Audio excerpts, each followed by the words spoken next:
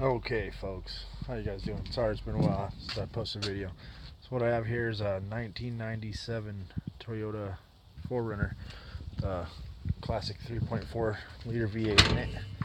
And it actually kept throwing knock sensor codes P0325.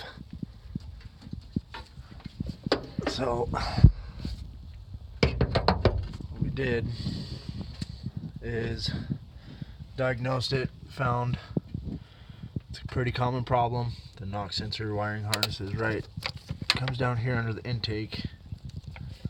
Let's see, under the intake manifold right here, and the knock sensors are located under the intake manifold assembly, so all that has to come out.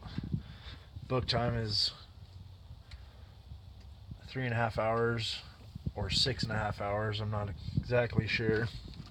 So to get around that, what we tried doing was ordering a new knock sensor sub harness, which you would need to replace anyways if you did pull the intake manifold right here, and 2 new knock sensors.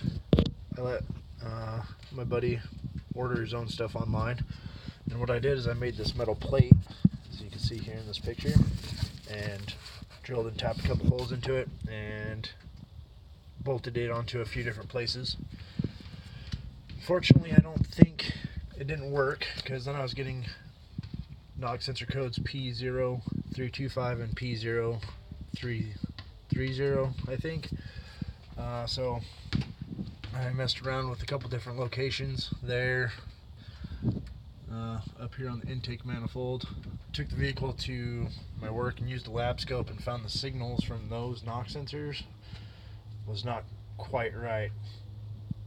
So I've been messing around with it off and on here all week, and so what I decided to do this morning after taking a look at it was, I don't know if you can see this, is I just kind of looped all 4 knock sensor wires together at the connector.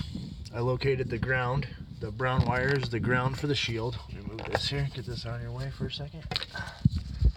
So right there's the brown, is for the shield, to shield the wiring. And since I know one of these sensors is good because it's not throwing a trouble code, I went ahead and just disconnected all 4. Well, I cut the wires, and I'm not sure which sensor the gray wire is or which sensor the black wire is. So I kind of used my new sub harness here and verified those are my knock sensor wires. If you can see them here, see, there's my gray wire. So what I did is I just connected them all together, and I went and test drove the vehicle, and check engine light did not return. So this might be a good little trick for some of the 3.4 guys out there that are trying to get around the knock sensor codes without tearing the whole engine apart or taking it to a shop and spending a lot of money on it. Through my shop, this would be about a $1,500 repair to replace knock sensors if it was the 6-hour book time job. So yeah, and there it is. So I'll just wire those together, clear the codes, go test drive it. For testing purposes, I always like to use a wire nut. It's quick and simple. That way, if you got to move wiring around, I'm gonna go ahead and probably either get a connector and maybe some solder and solder that together and take it for another test drive. All right, have a good one.